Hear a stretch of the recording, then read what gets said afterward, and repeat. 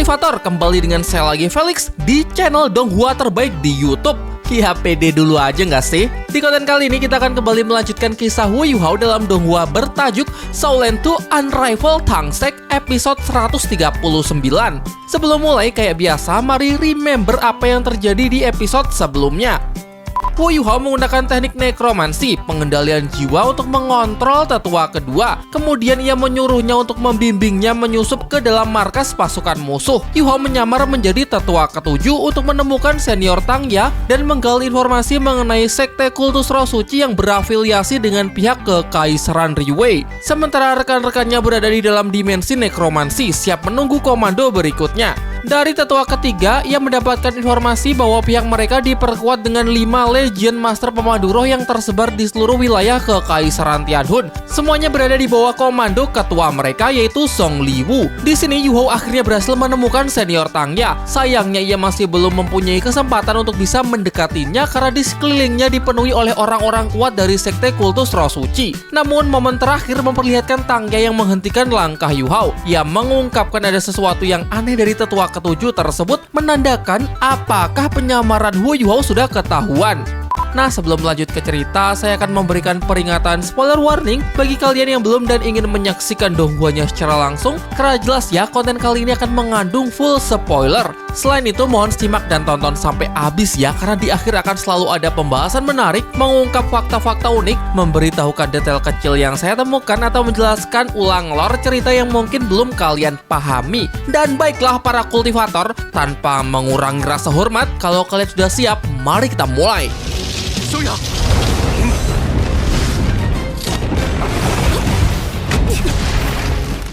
Yuhao yang sedang menyamar menjadi tetua ketujuh melewati meja Tangya, dan yang mengejutkan, Tangya menghentikannya karena merasakan bahwa hari ini ada sedikit perubahan dari aura tetua ketujuh. Jadi ia bertanya apakah ada masalah dengan kultivasinya. Ia menambahkan perubahan aura ini bisa ia rasakan namun sangat sulit untuk dijelaskan. Hanya saja ia merasa aura tetua ketujuh hari ini terasa lebih familiar dari sebelumnya. Bukannya panik, Yuhao justru merasa lega karena ternyata senior Tangya masih mengenali auranya, dan seharusnya ini menandakan bahwa kesadarannya masih ada. Namun karena situasinya masih tidak memungkinkan, Yuhao tetap mempertahankan penyamarannya. Ia hanya menjawab bahwa tidak ada masalah apapun pada kultivasinya, sehingga ia pun diizinkan untuk pergi. Di dalam hati, Yuhao kembali meneguhkan tekadnya. Ia pasti akan segera menyelamatkan senior Tangya. Begitu keluar, Yuhao memetakan seluruh wilayah tenda sekte kultus roh suci. Ia mendapatkan informasi baru bahwa tenda senior Tangya berada di pusat perkemahan. Di sekitarnya adalah tenda dari para tetua sekte dan anggota pemuja kultus roh suci. Jadi cara terbaik untuk menyelamatkannya dengan aman adalah dengan mengalihkan dan menarik seluruh kekuatan pergi meninggalkan posisinya. Namun bagaimana cara mengalihkan perhatian Song Liwu, para tetua dan para pemuja sekte masih belum terpikirkan. Dikala sedang memikirkan rencananya, Doulo botak datang menghampirinya untuk mengingatkan bahwa di markas ini sekte kultus roh suci mereka mempunyai hak pengawasan militer yang secara tidak langsung ini dapat membantu Yuhao untuk memantau dan melihat kekuatan militer markas ini secara keseluruhan agar bisa menemukan celah ataupun kelemahannya. Ia menambahkan bahwa tadi ketua Song Liwu memerintahkan mereka berdua untuk melakukan pengecekan terhadap formasi pemandu roh di 5 area markas militer untuk mengantisipasi adanya penyusup dari Akademi Shrek. Ya, kebetulan sekali, Yuhao memang sedang membutuhkan informasi tersebut untuk menyusun rencana penyerangannya. Informasi mengenai seberapa hebat kekuatan dari kelima formasi pemandu roh. Dijelaskan bahwa 5 markas ini adalah 5 tangan pelindung Kekaisaran Riwei. 2 diantaranya adalah Legion Kaisar Naga dan Legion Cakar Maut. Meskipun sebenarnya hubungan mereka tidak terlalu akur dengan pihak sekte kultus roh sucinya. Bahkan biasanya pihaknya tidak diizinkan untuk masuk melakukan pengecekan. Dan jika memaksa, mereka hanya akan menyebabkan konflik yang tidak perlu. Jadi 2 markas itu akan di-skip, mereka tidak akan mendatanginya. Mereka akan pergi menuju markas yang akan menyambut mereka dengan ramah, yaitu markas Legion Master Pemandu Roh kedua. Dan benar saja, di markas ini kedatangan mereka langsung disambut oleh Komandan Legion Master Pemandu Roh kedua yang bernama Guonu, yang mengaku sudah lama menunggu mereka. Di sini Yuhao dapat merasakan bahwa Guonu merupakan Master Roh level 80-an, sehingga kekuatannya juga tidak bisa dipandang remeh. Memasuki markas, terlihat banyak terpasang meriam pemandu roh jarak jauh yang siap membidik siapapun yang mencoba menerobos masuk. Saking rapatnya, Yu-Hao menyebut ibarat hutan baja. Benar-benar luar biasa, padahal ini baru kelompok pemandu roh biasa yang berada di belakang tangan pelindung negara, namun kecanggihan dari formasi pertahanan dan kekuatannya bahkan sudah melampaui seluruh formasi pemandu roh di kota Shrek. Jadi sekarang Yu-Hao tinggal memikirkan bagaimana cara untuk menghancurkannya, karena dengan hancurnya markas ini maka akan memberikan keuntungan besar bagi pihaknya. Setelah dicek, tetua kedua memuji kehebatan markas ini yang begitu rapi dan teratur, di mana seluruh alat pemandu roh dikelola dengan sangat baik. Atas hal ini, Guo-nu sangat berterima kasih dan ingin menjamu kehadiran mereka dengan mempersilahkan mereka untuk beristirahat sejenak di tendanya sambil menikmati secangkir teh. Ternyata teh yang dimaksud adalah sejumlah koin emas, ratusan peluru meriam pemandu roh, dan setumpuk logam langka berkualitas terbaik. Ya, bisa dibilang ini adalah praktik suap. Tidak seperti kebanyakan pejabat di Kekaisaran Riwei yang tidak menyukai kehadiran orang-orang sekte kultus roh suci, Guo-nu malah sebaliknya. Ia malah berusaha mendekati para master jahat tersebut agar kelak bisa membantunya untuk naik jabatan. Syukur-syukur bisa menjadi pemimpin tertinggi dari kelima tangan pelindung negara. Ya, Yu-Hao jelas paham permainan politik kotor ini. Dari sini ia justru bisa mengambil keuntungan besar dengan merampas seluruh harta suapan tersebut. Kemudian di saat yang sama ia mulai menjalankan rencananya. Diam-diam ia meninggalkan secerca kesadarannya di dalam tenda untuk mengawasi markas ini. Sangat rapi tanpa ada yang bisa menyadarinya. Bahkan tetua kedua pun sampai bertanya-tanya emang kapan Yu-Hao melakukannya. Dan setelah urusan mereka dirasa selesai, keduanya pun pamit undur diri meninggalkan pejabat yang rakus jabatan tersebut. Sementara itu kesadaran Yu-Hao yang masih tertinggal di dalam tenda Guo-nu terlihat mulai beraksi. Ia mengeluarkan sebuah kotak yang berisi peluru meriam pemandu roh tingkat 9. Kalau kalian ingat, dulu Huo Yu-Hao pernah mewakili aliansi siswi untuk mengikuti turnamen Master Pemandu Roh bawah tanah di kota Mingdu. Dan aliansi siswi memenuhi janjinya untuk menghadiahkan senjata ini kepada Yu-Hao saat ia berhasil memenangkan turnamen tersebut. Namanya adalah Badai Pemusnahan, nama yang sangat cocok untuk diberikan kepada sebuah meriam pemandu roh tingkat 9. Bom raksasa dengan kekuatan penghancur yang sangat dahsyat. Di dalam mekanismenya terdapat 1080 bom logam yang terbuat dari kristal emas perak. Begitu diledakkan, kristal emas perak akan terbang bersama pecahan yang berhamburan. Kemudian begitu pecahan menyentuh logam apapun, maka akan memicu ledakan berantai. Dan di saat itu Yu-Hao yakin bahwa seluruh formasi pemandu roh di markas ini akan berubah menjadi lautan magma. Di sisi lain, tanpa menyadari adanya bahaya yang sudah berada di depan mata, Guo-nu masih berkhayal bahwa jika bisa menjalin hubungan baik dengan orang-orang dari sekte kultus roh suci, maka kelak ia bisa dibantu untuk memperoleh jabatan yang lebih tinggi. Ia hanya perlu meraih jasa besar dalam pertempuran di kota Tianling, sehingga dengan begitu ia pasti akan diangkat menjadi komandan tertinggi. Ia kemudian kembali ke tendanya, namun tiba-tiba ia mendapatkan firasat yang sangat buruk. Jantungnya berdenyut kencang pertanda bahwa sedang ada sesuatu yang tidak beres. Dengan tergesa-gesa ia memerintahkan seluruh pasukan agar segera mengaktifkan formasi pertahanan ke mode siaga. Dan sayangnya ketika ia kembali ke tendanya, semuanya sudah terlambat.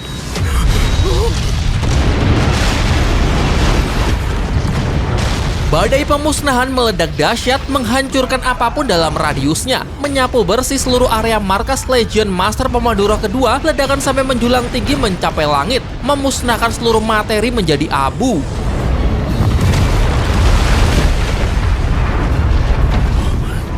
Efeknya dapat dirasakan hingga ke markas Zongliwu yang padahal berjarak puluhan kilometer dari pusat ledakan. Bahkan Yu-Hao sendiri sampai tidak menyangka kalau kekuatan badai pemusnah ternyata jauh lebih kuat dari perkiraannya. Tentu saja, karena ledakan tersebut pasti juga memicu ledakan berantai dari semua amunisi di markas tersebut. Tetua ketiga menjelaskan bahwa dilihat dari arah ledakannya, kemungkinan besar ledakan berpusat di markas Legion Master Pemandu Roh kedua. Kemudian dari kekuatan ledakan dan fluktuasi kekuatan roh di udara, kemungkinan besar ini semua diakibatkan oleh peluru meriam pemandu roh tingkat 9.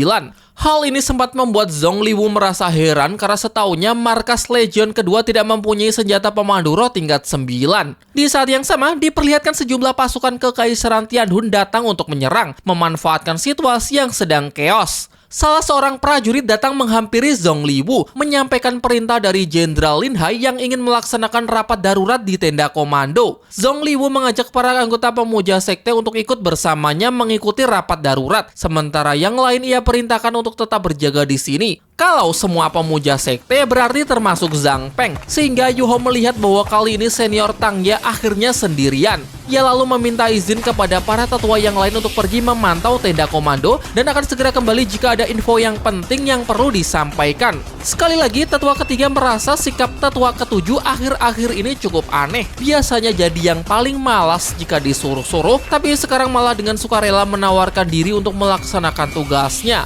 Sesampainya di tenda komando, Yuho segera mengaktifkan teknik bidang gangguan mental, memasang penghalang kekuatan mental di luar tenda untuk secara penuh mengisolasinya agar Zhong Liwu beserta orang-orang yang berada di dalamnya tidak dapat merasakan fluktuasi kekuatan roh dan segala macam keributan yang terjadi di luar tenda. Dengan ini setidaknya ia bisa memaksimalkan penundaan waktu reaksi Zhong Liwu supaya tidak ikut campur dalam pertempuran terlebih dahulu. Kemudian ke langkah berikutnya, Yuho membuka gerbang dimensi nekromansinya di mana semua rekan-rekannya sudah bersiap untuk bertempur.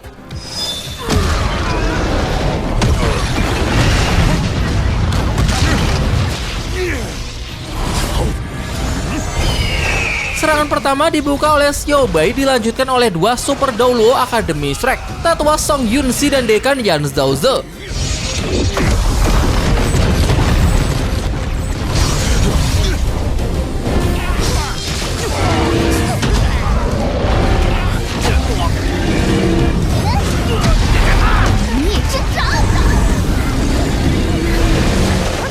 Di sisi lain, Bebe dan yang lainnya langsung menuju tenda Tang Ya, di mana kemudian banyak keroco yang datang dan sok-sokan ingin melindungi gadis suci mereka.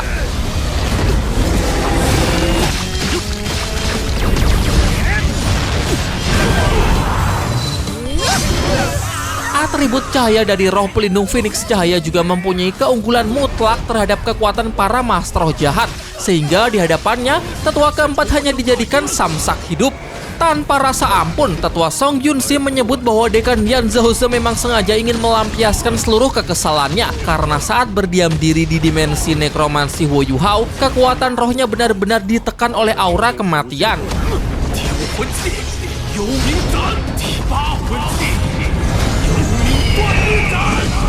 Di sisi lain, Hu Yuhao masih belum ingin terlibat dalam pertempuran. Ia mempunyai tugasnya tersendiri, yaitu berjaga di depan tenda komando untuk menghalangi siapapun yang ingin melaporkan penyerangan ini kepada Zhong Liwu. Tetua ketiga benar-benar murka. Tanpa babi bu, ia merilis teknik roh terkuatnya, teknik roh ke-9, hukuman petir kejahatan. Namun bermodalkan kecepatan tinggi, tetua Song Yunxi sanggup melewati seluruh serangan, hingga kemudian datang sejumlah rumput biru perak yang menyerangnya. Ya, ini adalah kekuatan Tang Ya. Ia masuk ke dalam pertempuran dengan memperlihatkan konfigurasi cincin roh yang sangat mengerikan. Master roh 8 cincin dengan 7 cincin hitam dan 1 cincin merah. Hal ini membuat tetua Song Yunxi nampak terkejut karena setahunya ini bukanlah konfigurasi cincin roh Tang Ya. Jadi entah bagaimana sekte kultus roh suci sanggup meningkatkan kualitas kultivasi pada sebuah cincin roh. Bebe maju untuk menaklukkan Tang Ya, bertempur sambil terus berusaha mengajaknya untuk berkomunikasi, berharap Tang Ya yang ia kenal bisa kembali mengingatnya. Namun nampaknya untuk saat ini hal itu sia-sia. Bebe bertarung dengan setengah hati karena tidak ingin menyakiti sahabatnya tersebut, berbanding terbalik dengan Tang Ya yang benar-benar serius ingin membunuhnya. Dan mohon maaf ya, ceritanya sampai di sini dulu karena itu tadi adalah scene terakhir dari episode 139. Mulai seru ini kayaknya. Akhirnya ada baku hantam ya kan? Dan sekarang tiba saatnya kita membahas hal menarik di episode kali ini, mengungkap fakta-fakta unik, memberitahukan detail kecil yang saya temukan, atau menjelaskan ulang lore cerita yang mungkin belum kalian pahami. Bagi yang gak suka dan cuma mau tahu alur ceritanya aja, boleh banget kok di skip. Jangan protes di kolom komentar lagi ya. Oke, Soul Land 2 Unravel Tangsek episode 139. Tang Ya adalah satu-satunya orang yang menyadari penyamaran Wu Yuhao. Jangan salah ya, ini bukan berarti Tang Ya lebih hebat dari para tetua sekte atau bahkan Zhong Liwu. Ada dua alasan, salah satunya sudah aku bahas di konten sebelumnya. Singkatnya, roh pelindung biru perak memang memiliki kemampuan bawaan yang sangat sensitif terhadap perubahan lingkungan sekitarnya. Kemudian untuk alasan kedua, ya murni perasaan kayak pernah akrab aja. Karena hubungan antara Tangya dan Yu-Hao di Akademi Shrek terbilang sangat akrab. Dan kalian paham lah ya, jika kita pernah dekat dengan seseorang, otak kita secara otomatis akan mengingat kebiasaan atau detail sekecil apapun dari orang tersebut tanpa kita sadari, seperti cara berjalan, logat, diksi-diksi yang sering digunakan, gerakan tubuh, dan lain sebagainya. Nah, itulah yang mungkin dirasakan oleh Tangya. Seperti katanya, ini memang sulit untuk dijelaskan.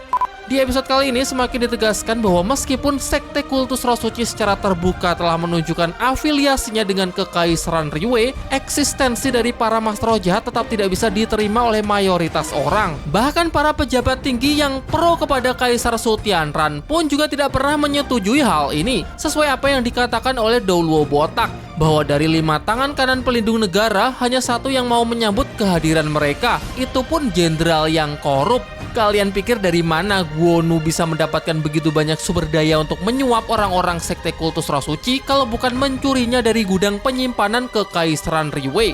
Azab pejabat korup itu memang benar-benar nyata. Ia tewas menjadi abu setelah terkena ledakan senjata pemandu roh tingkat 9 badai pemusnahan yang meledak tepat di depan wajahnya. Ini senjata emang ngeri parah sih, apalagi kalau diletakkan pada area yang mendukung, seperti area yang dipenuhi oleh benda logam. Yah, cara kerja senjata ini sangatlah unik, di mana terdapat 1080 peluru yang menjadi pemicu ledakan utama. Pecahannya kemudian menyebar dengan cepat dan akan meledak lagi jika bersentuhan dengan logam lain, menciptakan ledakan dahsyat yang berantai. Begitu terus sampai tidak ada lagi interaksi kontak fisik dengan logam. Secara konsep dari dunia nyata, ada sedikit kemiripan dengan bom atom atau bom nuklir. Cara kerja sederhananya, sebuah inti atom ditembak neutron sehingga menjadi tidak stabil, dan ketika pecah maka inti atom tersebut akan melepaskan energi panas yang sangat besar, sekaligus melepaskan 2-3 neutron baru. Neutron baru kemudian menabrak inti atom lain sehingga melepaskan energi panas lagi. Reaksi ini berkembang sangat cepat dan prosesnya berulang miliaran kali dalam waktu yang sangat singkat, hingga terciptalah ledakan yang super dahsyat. Akhirnya kita kembali disajikan scene pertempuran yang sangat intens, di mana Dekan Yan Zhaoze untuk pertama kalinya diberikan panggung untuk bersinar. Karena di hadapan Long Xiaoyou sebelumnya, ini orang kelihatan kayak cupu banget. Tapi sekarang lihat, atribut Phoenix Cahaya adalah musuh alami dari para master roh jahat. Tetua keempat benar-benar dihajar habis-habisan, nggak dikasih napas. Sayangnya dia belum dipertemukan sama Zhongliwu. Kenapa saya menunggu momen ini? Karena keduanya berasal dari garis keturunan yang sama. Ini udah pernah dibahas ya, bahwa Dekan Yan Zhaoze adalah cucu dari Ye Sisui, sedangkan Zhongliwu adalah anaknya Ye Sisui. Jadi secara hubungan keluarga, Zhongliwu adalah paman dari Dekan Yan Zhaoze. Mungkin kalian nanya, masa nenek sama cucunya tuaan cucunya bang? Ya, di Shaolan kondisi fisik seseorang tidak selalu menunjukkan usianya. Ye Sisui usianya sudah lebih dari 250 tahun, Zhongliwu usianya 180 tahun, dan Dekan Yan Zhaoze paling baru 100 tahunan. Fisik tidak selalu menunjukkan usia seseorang master roh, karena semakin tinggi level kultivasi, maka penuaan akan semakin melambat. Terlebih lagi kalau sudah menyentuh limit Douluo level 99. Logika simpelnya, Ye Sisui mencapai level Feng Hou Douluo mungkin di usia yang relatif lebih muda, mungkin di rentang usia 30-40 tahun, makanya ia terlihat awet muda, karena penuaannya terhenti atau menjadi sangat lambat di usia tersebut. Sedangkan Dekan Yan Zhaoze mungkin menerobos Feng Hou Douluo di usia yang lebih tua sesuai perawakannya sekarang, mungkin 60-70 tahun. Kemudian, untuk Tetua Muen, dia itu seangkatan sama Ye Sisui dan Long Xiaoyou. Tapi kenapa dia terlihat jadi tua banget? Ya sebenarnya ini udah pernah dijelasin di Donghua episode 48, di mana dulu Tetua Muen pernah Baiwan melawan Du Bisi, ketua sekte tubuh sebelum era Du Bushi. Du Bisi tewas sementara Tetua Muen terluka parah. Esensi kekuatan rohnya kena sehingga ia tidak pernah bisa pulih lagi ke masa prime-nya. Akibatnya penuaan fisiknya kembali normal sehingga membuatnya menua. Di Shaolan 1, hal yang sama juga terjadi pada Boss Saisi. Ia adalah limit Douluo level 99 dengan paras cantik dan secara fisik terlihat masih sangat muda. Namun ketika tugasnya sebagai pemuja Dewa Laut telah usai, tubuhnya menjadi melemah dan level kultivasinya turun drastis. Akibatnya ia menua dengan sangat cepat. Bicara soal Boss Saisi, dia pernah menyuruh Tang San untuk melepaskan 4 cincin roh pertamanya demi menyelamatkan Xiao Wu. Scene ini ditunjukkan pada Donghua Shaolan 1 episode 213. Dan setelah keempatnya terlepas, Tang San kemudian mencari penggantinya dengan memburu 4 cincin roh hitam. Nah, ini kaitannya dengan apa yang terjadi dengan Tang Ya di Shaolin 2 episode 139 ini. Ternyata Sekte Roh Suci juga bisa melakukan hal yang sama. Kalau sebelumnya konfigurasi cincin roh Tang Ya adalah 2 kuning, 2 ungu, dan 3 hitam, sekarang berubah menjadi 7 hitam dan 1 merah. Apakah dengan metode yang sama seperti Tang San, yaitu dilepas dulu baru cari penggantinya, atau langsung dirubah aja cincin yang udah ada menggunakan metode-metode jahat ala-ala Sekte Kultus Roh Suci? Mungkin dengan memanipulasi jiwa dari seekor monster roh, tapi ini hanya dilakukan untuk Tang Ya, di mana sebelumnya kita juga sudah diperlihatkan konfigurasi cincin roh Mas Yao Tao yang terlihat masih normal. Well, untuk lebih jelasnya kita tunggu aja lah ya penjelasan dari Donghuanya. Di momen terakhir, BB kembali bertarung melawan Tang Ya. Mengingat kembali pertarungan mereka sebelumnya di arena kompetisi Master Elite Benua, BB berhasil menyadarkan Tang Ya melalui pertempuran sekaligus pengorbanan yang sangat dramatis. Di Donghua episode 89, pasca pertarungan, Tang Ya akhirnya sadar bahkan sudah bisa memanggil nama BB. Meskipun kemudian ia kembali mengamuk karena kondisi mentalnya yang masih belum stabil, Zhang Peng kemudian menulis ulang pikiran Tang Ya dan kembali meracuni otaknya, sehingga pada pertemuan kali ini ia tidak bisa mengingat kejadian tersebut dan kembali memusuhi Beibei. Selain itu, Zhang Peng pasti juga sudah belajar dari kesalahannya, maka dari itu pasti ia telah memasang proteksi yang jauh lebih kuat ke dalam pikiran Tang Ya. Jadi jika kali ini Beibei mencoba cara yang sama, maka tidak akan bisa berhasil. Oke, ini akan nyambung dengan trailer terbaru ya, Shaolin episode 140 yang akan segera kita bahas setelah pesan-pesan berikut ini. Serangan dari pihak Akademi Strike masih terus menggempur markas pasukan Kekaisaran Riyue dan Sekte Kultus Roh Suci. Penghalang mental Huo Yuhou yang digunakan untuk mengisolasi tenda komando akhirnya bocor juga. Zhong Liwu dengan cepat menyadari apa yang sebenarnya terjadi dan berniat ingin langsung masuk ke dalam pertempuran. Namun Yuhou yang masih dalam penyamaran mencegahnya dan menawarkan dirinya untuk maju lebih dulu. Sementara itu, Beibei masih melanjutkan pertarungannya melawan Tang Ya. Kali ini ia mulai serius dengan menunjukkan wujud avatar roh pelindungnya. Beibei berhasil unggul. Dalam dialog ia menyebut bahwa jika ingin menghilangkan racun di dalam diri Tang Ya, maka kekuatan hidupnya juga harus terhapus. Kemungkinan besar Beibei berhasil mengalahkan Tang Ya dengan bantuan obat pemberian Yo-Yo sewaktu Yuhou mengajaknya ke danau es dan api. Namun racun akan hilang bersama kekuatan hidupnya. Jadi untuk bisa kembali dihidupkan, sesuai apa yang pernah dikatakan oleh Yo-Yo bahwa Beibei harus segera menemukan Ratu Biru Perak. Di scene berikutnya, kelihatannya tim Akademi Strike telah berhasil membawa pergi Tang Ya. Namun Yuhou kaget karena Dekan Yan Zhaoze masih belum mundur dan tengah dikepung oleh Zhong Liwu dan beberapa pemuja sekte. Bisa jadi sebagai pengalih perhatian, Yuhou yang masih menyamar menjadi tetua ketujuh berpura-pura terdesak sehingga hal itu bisa menjadi pengalih perhatian.